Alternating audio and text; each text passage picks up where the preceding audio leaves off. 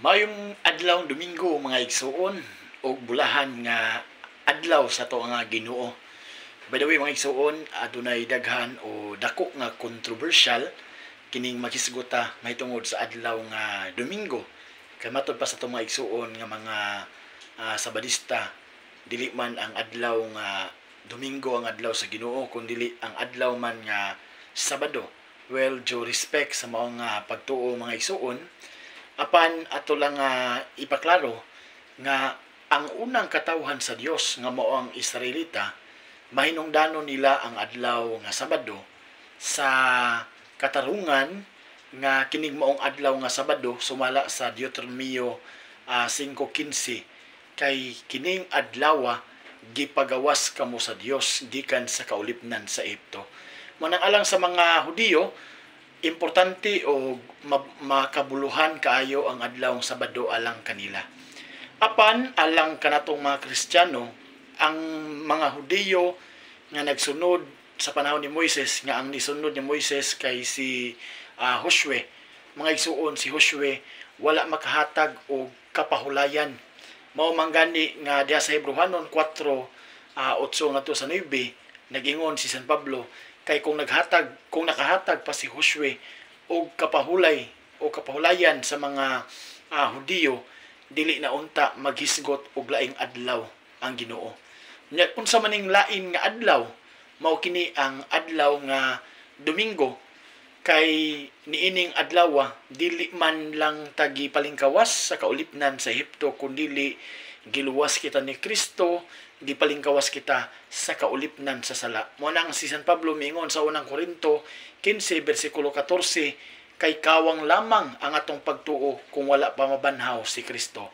Sa ato pa mga igsuon, mahinungdanon kaayo alang kanatong mga Kristiyano ang pagkabanhaw ni Kristo o kini nahitabo sa adlaw nga Domingo. Mo nang sa pinadayag 1:10 gigamit ni San Juan ang iyang giterm nga giingon adlaw sa Ginoo. Ang mga batid sa balaang kasulatan, ang mga nagtuon sa Biblia, nagahubad nining mao nga bersikulo sa pinadayag 1:10 nga wali laing gipasabot niini nga ang adlaw sa Ginoo mao gayod ang adlaw nga Domingo.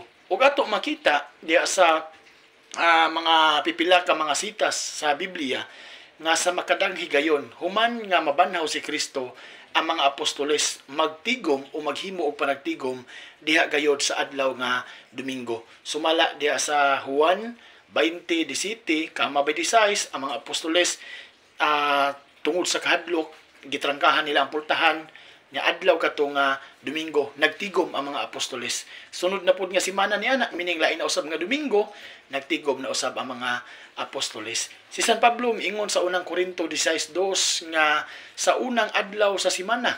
So tin-aw kaayo unya sa buhat 20 bersikulo 7, si San Pablo nagmisa adlaw gayod nga Domingo. Mana nga sulagma ba ang tubag, dili kundili kaboboton gayod kini sa Ginoo. Si San Pablo miingon sa Colosas 2:14 ngadto 16 nga ayaw itugot nga may magsaway kaninyo mahitungod sa mga pagkaon o ilimnon o bisan gani sa mga adlaw igpapahulay.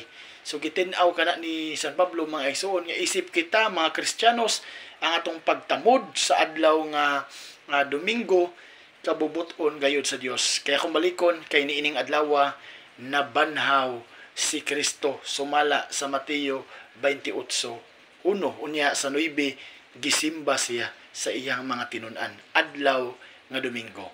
So bulahan nga adlaw Domingo mga igsoon, God bless kanatong tanan. This is Kuya E.